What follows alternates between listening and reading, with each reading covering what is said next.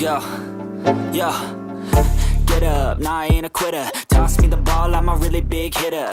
Big picture, I'm a straight killer. Rising the song to the highest bidder. Got juice, got gas, I'ma move fast. New shoes, new tracks, like who's that? I'm new, come back, better than last. Yeah, it's a new me, never gonna look back.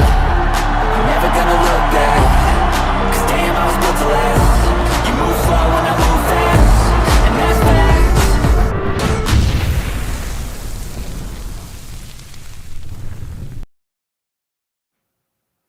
What's going on, everybody? And thank you for joining us for another edition of Chicago Sports Podcast, hosted by myself, Dustin here, and Coach Eric. How you feeling, guys? Doing good. Good. Oh, not too bad, man. Not too bad. Just jumped off a show of 4 Stars, guys. Go check that out. My Dustin and myself just got over here, and we're gonna dive a little deeper. That was a great fucking show. It was a good show. It was a fun show, man. And we want to kick off with the draft stuff again, which we just kind of finished with. We're going to carry that over here, guys. And a position that we all know the Bears desperately need, the left tackle position. It's being reported by Greg Gabriel, who is a former NFL exec. If you feel like this name is familiar, this is the guy who told a lot of hard truths during the should we trade Justin Fields or shouldn't we trade Justin Fields conversation. He had a lot of things to say about the quarterback that Fields was not for Chicago. But yes, he did report that the Bears will not target a left tackle, at least with the 10th pick overall in the draft. Dustin, I'll start with you. How does it make you feel in regards to, the position, obviously of greatest need probably for this team, and how it might affect our quarterback? First of all, I respect Greg Gabriel. I think he's a pretty intelligent dude when it comes to football, obviously. And if he says something, I listen. So I think that if he's saying it, there's some validity to it. But do I question that validity in terms of what I think is important to the Bears? Yeah, a little bit, because the Braxton Jones thing is up in the air. He's a replacement level player who's now coming off of a major leg injury going into this season. Kiran Amigaje was a 3rd-round pick, and he had a rough outing in his one start, which you would expect from a rookie who came into the league injured as well. So, I mean, both with injury concerns, both with performance-related concerns. And if you're not drafting a left tackle, then you're counting on these two to compete in camp to decide who your starting left tackle is going to be. I think Kiran Amigaje has a bright future in the NFL potentially, but there's no guarantees on that. So, I mean, I think left tackle is a position that I and a lot of Bears fans want addressed aggressively in the draft. And I think there's legitimate reasons why, man. Yeah, and not only do Bears fans want to see a left tackle taken in this draft, but by all measures and all sources, we've seen pretty much every pro analyst mock the Bears taking a Calvin Banks, a Will Campbell, if those guys were to fall, or even some of the guys early in the 2nd round, or even trading back into the mid-1st round and taking some of these other candidates. That was well before they made all these moves at the offensive line, though, Brandin. That's true. They have made a big impact over their offensive line through free agency and through trades. So but still, the tackle is the one position that the Bears haven't yet addressed. It seems like if this report is true by Greg Gabriel, that the idea is to double down on Braxton Jones, who has been good at times, especially in run blocking, but he's also allowed a lot of sacks over his first 3 years of his career. So, Eric, how do you feel about Braxton Jones being your starting left tackle going into next season without having really any insurance other than last year's 3rd-round pick, Kiran Amigaje? I feel I do see both of them having a pretty high ceiling. I believe in Gabriel. I do like the stuff that he talks about. I like Dustin. I do believe in what he says.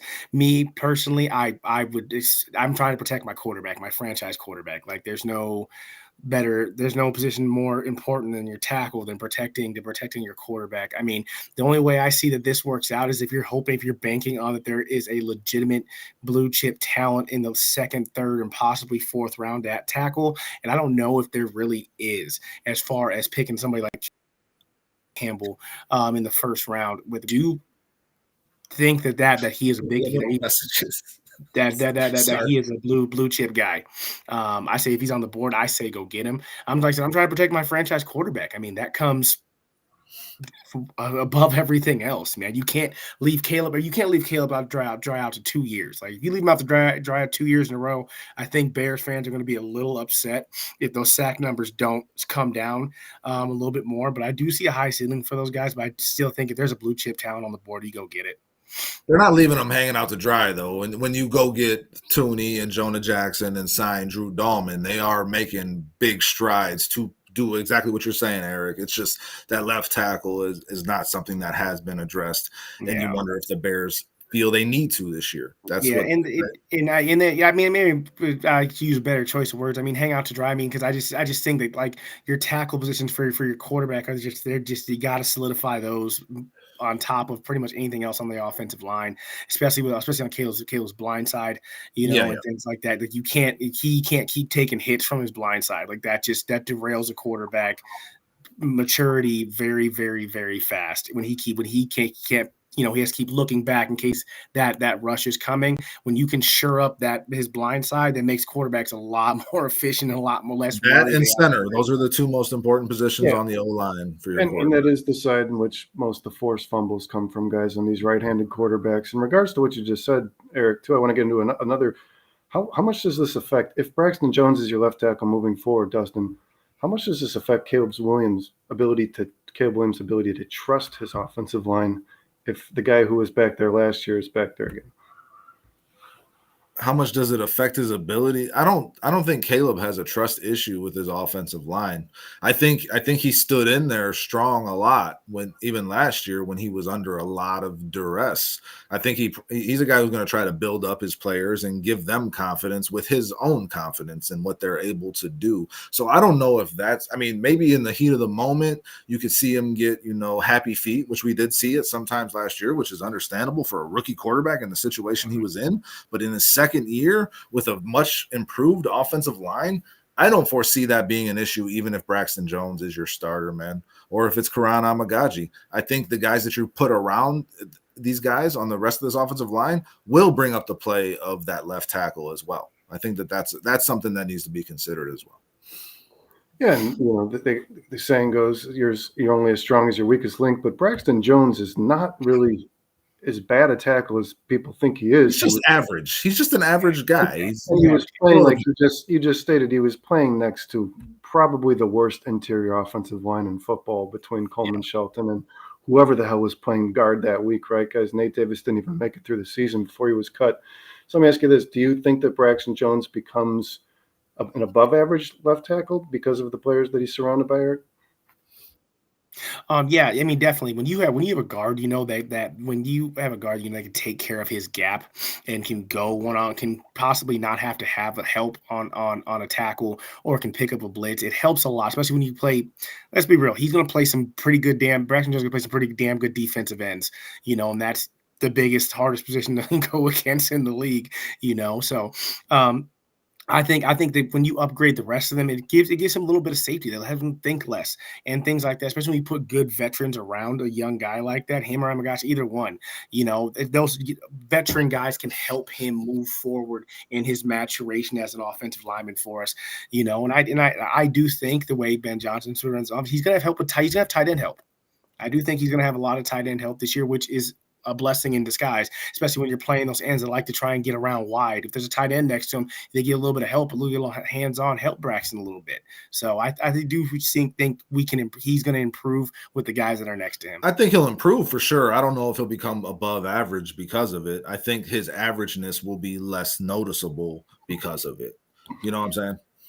Hey, guys, real quick, shout out to Erica, Scottish Bear, James, Sean, all in the building. Guys, thanks for watching. What up, everybody? There was one from Scottish Bear about Greg Gabriel that you should pull up real quick, Brando. I'm not able to touch the chat. So he says Gabriel has been way out of touch with polls in the Bears front office. He has 0% chance of the Bears were drafting Caleb. But he did say a lot about the Bears moving on from Justin Fields. He said we said draft Lee Carter was a look. We draft right. Yeah, so I mean, Greg Gabriel is. I'm not saying that he has any ins with this Bears front office. He just has a wealth of football knowledge that is worth, listening to some extent. Whether or not he has any idea what the Bears intend to do, I don't know that he does. I think his job is to be in the media, and just like if Ian Rappaport were to come out with this, I guess he would have more of a straight line to Ryan Poles than Greg Gabriel. But at the same time, we listen to these guys because that's their job to do this, and I think it's worth talking about because one thing that we were talking about earlier, Brandon, the left tackle, we got 2 top 30 visits scheduled, right, with Will Campbell and Josh Connerly.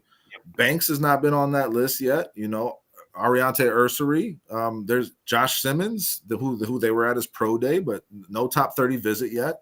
So are the Bears thinking the left tackle is as big of a need as we are sitting here thinking when we watched this team last year, and what we expect them to be this year is the question, I think. Well, and just because let's say the Bears don't intend on targeting a left tackle, which I would imagine they're leaving the door open to that, because like you just said, Dustin, they have done a couple of top 30 visits. They've only scheduled 9 top 30 visits, I believe, and 2 of them were with left tackles. But they might be seeking left tackle in latter rounds, maybe the second round, where you have guys like Donovan Jackson, right, who played a little bit of left tackle in college football. So do you think that it would be worth the Bears taking a look at left tackle in latter rounds, some of the guys that aren't projected to be top 10, 15 picks? Yeah, I do. I mean, I do see that there's a lot of tackles that are going to go in the second and third round that could possibly become starters for the Bears. I don't see, like I said, I don't see like that blue chip guy, but I do see good development pieces that might come later on, which is a big thing. Say that Braxton and Amigaje don't work out. You do want to have a third option, right? You do want to have a good, solid third option that you're going to be able to develop. That the guy that may become like Dustin said, that may become better than average. And and you never know. I mean, we've seen offensive linemen go in the third, fourth, fifth round and be starters a long time. So I think there is guys you can definitely pick. I do see the young man from Arizona, John. I can't say his last name, Johan from Arizona. He's a good light-footed, quick tackle with his arm span is not the biggest, but he is a good fleet-footed tackle. I do see that being a later round guy, second, third round guy that could help us. Somebody like that.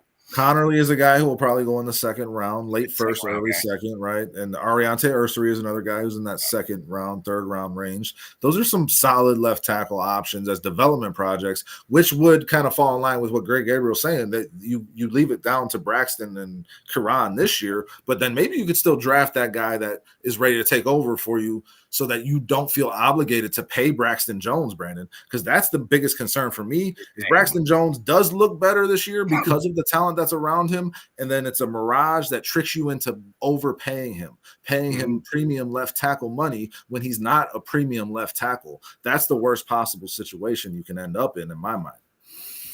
Yeah, I tend to think too, the position left tackle is somebody you want to get at a blue chip spot in the draft, right? You want a guy who's going to be, possibly the next left tackle for the next decade. And the next year's draft is by all measures going to be a strong draft class of left tackles. So the Bears may be riding this out with Braxton Jones to let him finish out this deal and then focusing on drafting their left tackle next year. And if so, Dustin, is that a good game plan? If you're intending on being a good football team this year, how high are you going to be able to select a left tackle in the draft next season?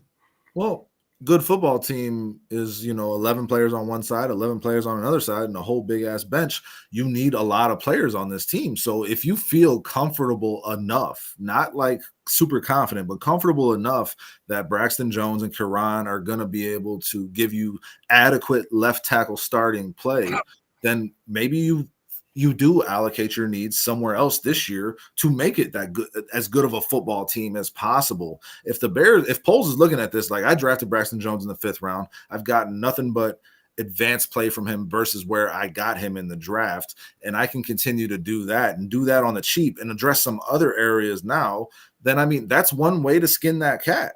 It could bite you in the ass when Caleb is getting rocked from his blind side multiple times throughout the season, right?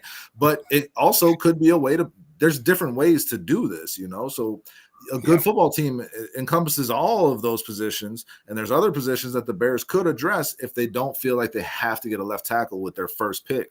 They could go in a myriad of other directions, which would also improve this football team as well. Real quick, guys, I want to give a shout out to a couple more guys in the chat here. Woody, thanks for joining us. Cheryl, thanks for all your score updates. I did see that earlier today. The Sox hammered the Twins 9-0. The Bulls are getting wrecked right now. The Bulls are getting mugged by the muggers. Pretty beat up, guys, which is expansion team. Very reflective of the way they've been playing basketball. We were all kind of getting high hopes for them. But Cheryl, as always, we appreciate you. Bear Truth. Thanks, Cheryl, for being here as well. And guys, I also want to give a shout out to one of our sponsors, a newer sponsor. Wanna Parlay, guys. You can download this app. It is just like it's just as good as the other, DraftKings, FanDuel guys. Check this app out. Use the promo code TRACKS. If you make a $2 bet, they will match 200. Where is 100% shot? 100% match on anything that you do. Yeah, on up to $250, I believe. That's WANNA parlay. Yeah, and then guys, look for this logo on your app store, guys. Check them out. Most of the guys here at Chicago Sports Podcast have done this already. Over at 4-Star Chicago Sports, we have as well. I'm always looking for the next betting app because they usually give you some kind of promotion right when you first sign up, a free bet. Yeah, hopefully those things just keep coming, guys. But yeah, to get back to the discussion, free money. I want to ask you both. If the Bears are truly not seeking a left tackle in this draft, or at least with the 10th overall pick, is there a position that you think that they're prioritizing over left tackle? And if so, which position would it be and why?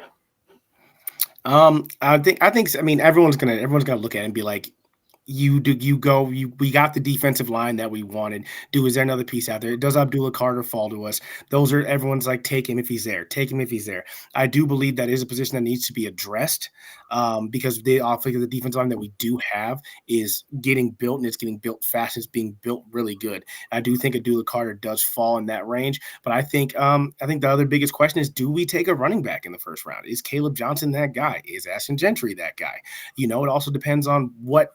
Are we going to be a run team first? Or are we going to be a Caleb Williams team first? I mean, there's a whole bunch of, question marks. My personal opinion, and that's my maybe bias. I'm a defensive guy. I do think you go with Abdullah Carter in the defensive position if he's on the board, because that's the best talent on the board at that position, which I don't think he'll be there. But if he is, I do say we address the defensive end position at a long-term ability, which would be him if he's healthy. Yes.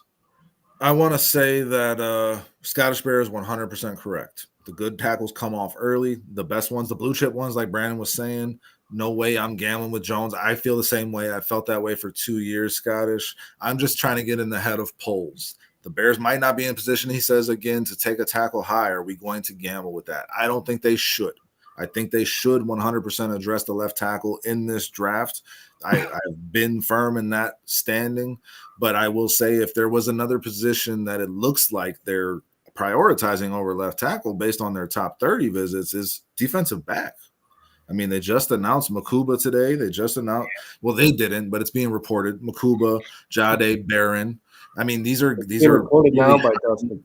These are really high level. On the scene.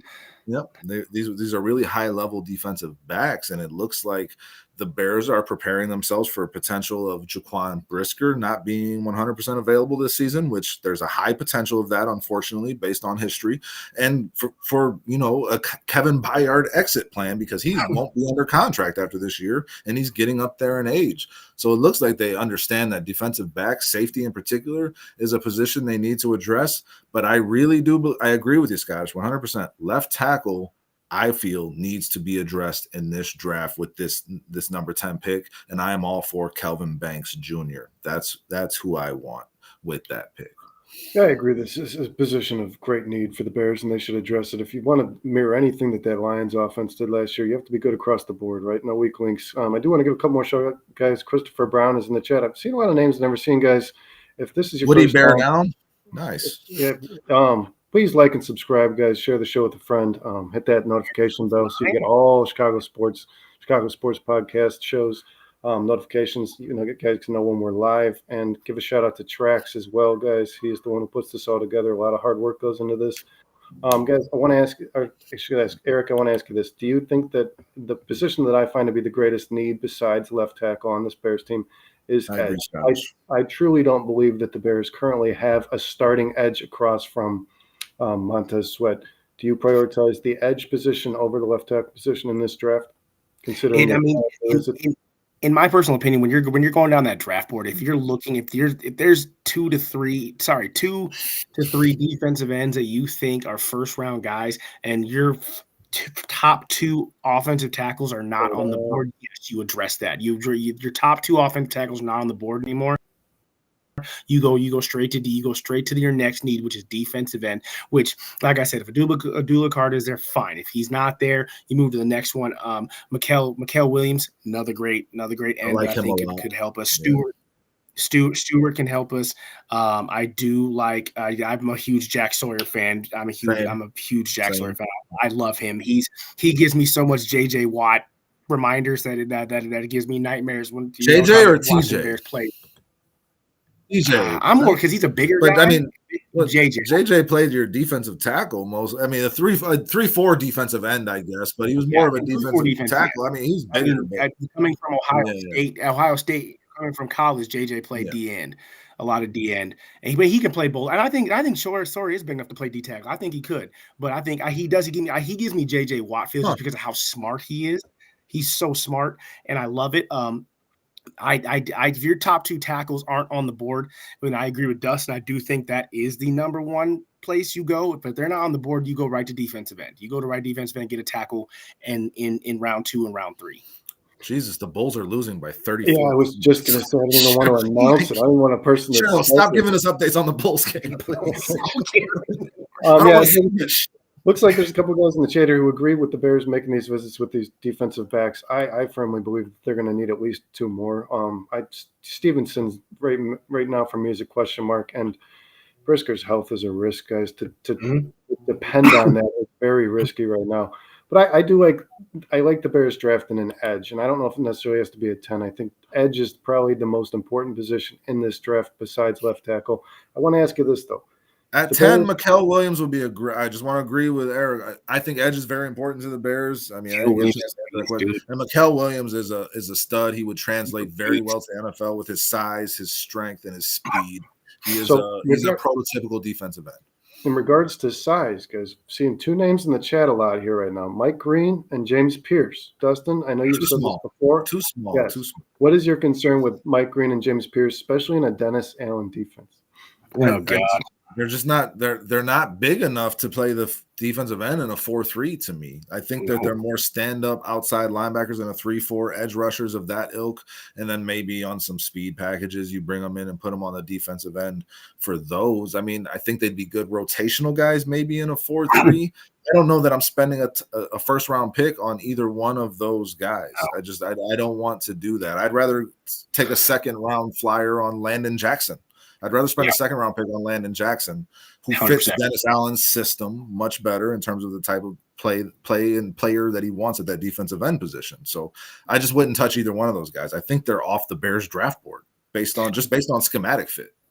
I mean, you gotta look at it this way. I mean, if you're talking playing defensive end at that size, you're talking about getting double teamed from a tackle and a defensive end. And I'm sorry, Pierce and a tight end, He can't double team. He can't handle a double team from a tackle and a tight end. He can't. Pierce is way too small.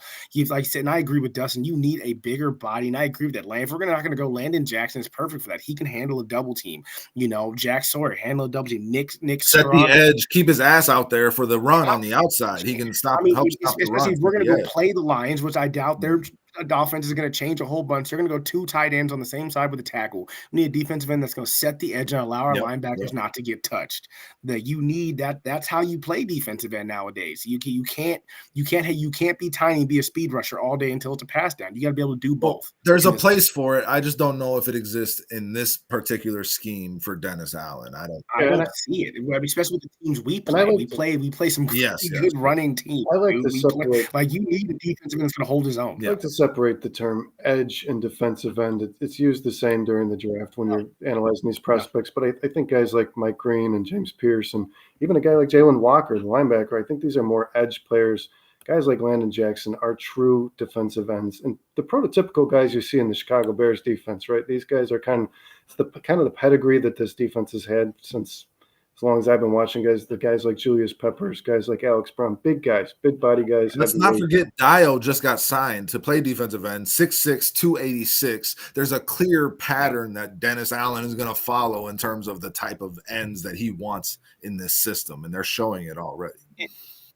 And you look at our defense last year. Obviously we know Brisker's down, and we might need another corner. But our secondary played pretty damn good last year. You know what I'm saying? So you set your defensive line up to be like, hey, we're gonna stop the run. You're gonna have to throw this football, right? And I'm sorry, if you can't stop the run, life becomes very, very hard, especially in our division.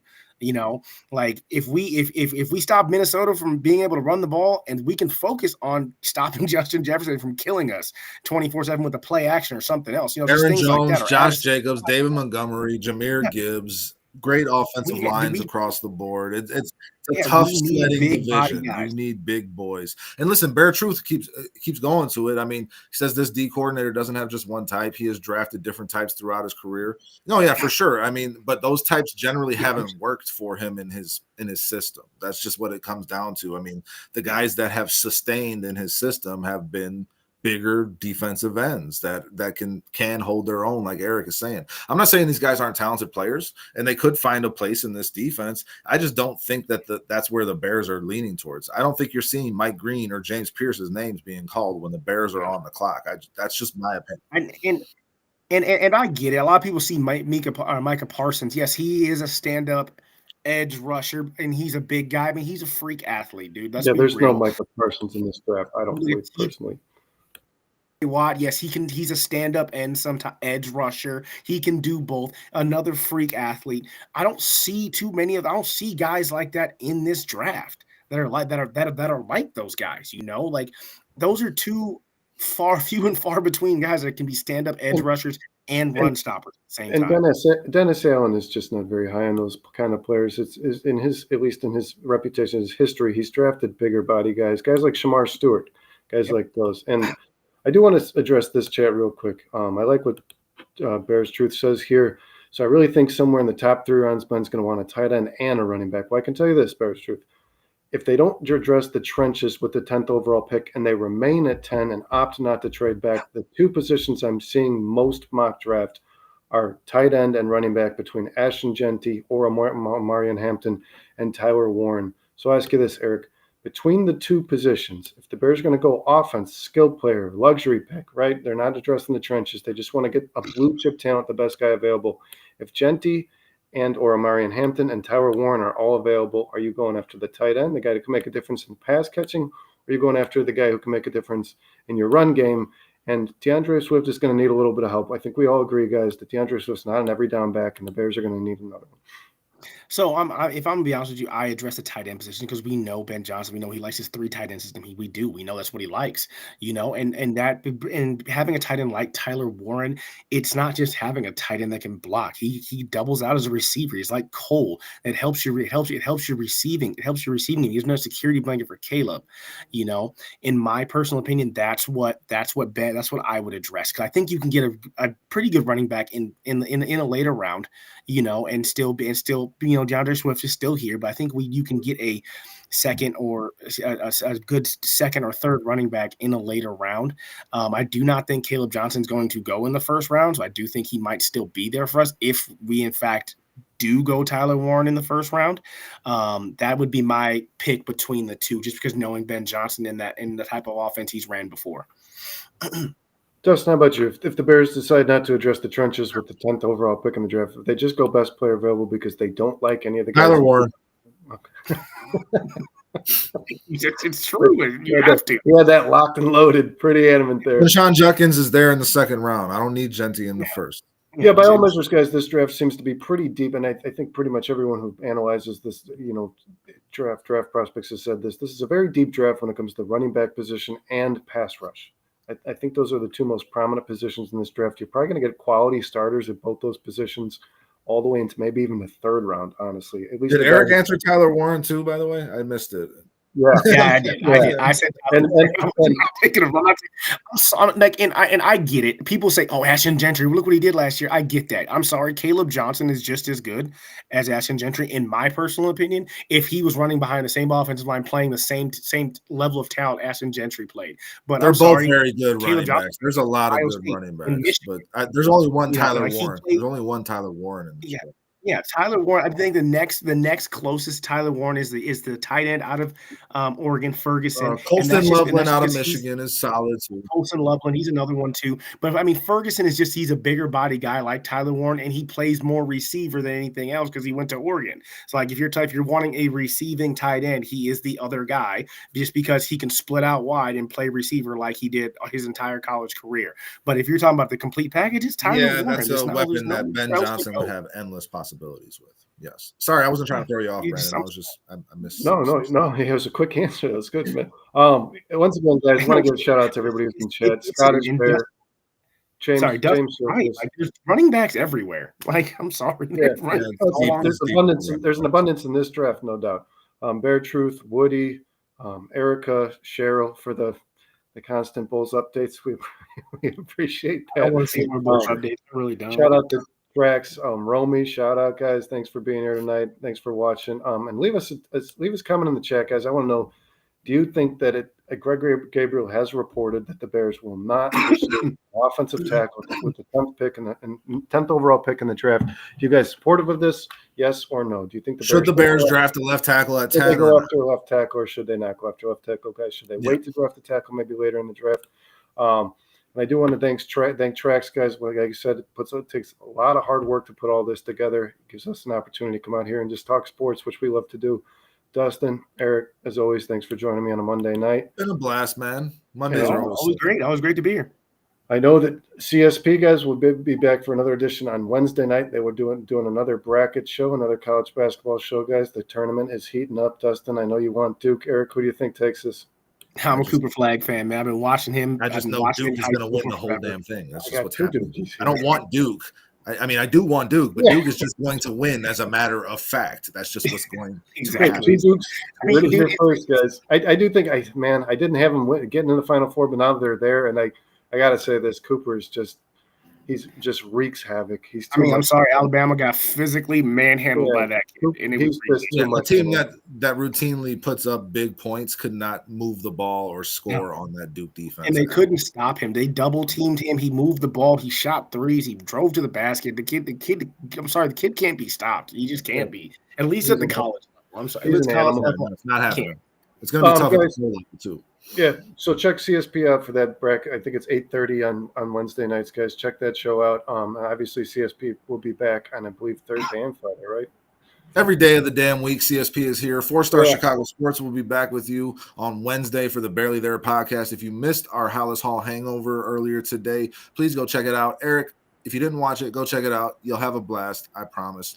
Like, subscribe, share with a friend and a family member. We love you all dearly for being here. Thank you so much. Give a shout out to Trax, guys, in the chat. Dustin, as always, a pleasure. Thanks for being here on Monday. Eric, the Coach Rogers, always a pleasure to work with you on Mondays as well. The three of us, guys, will be back next Monday at 8 o'clock again for your next CSP episode. Everybody have a good night and bear down. Bear down.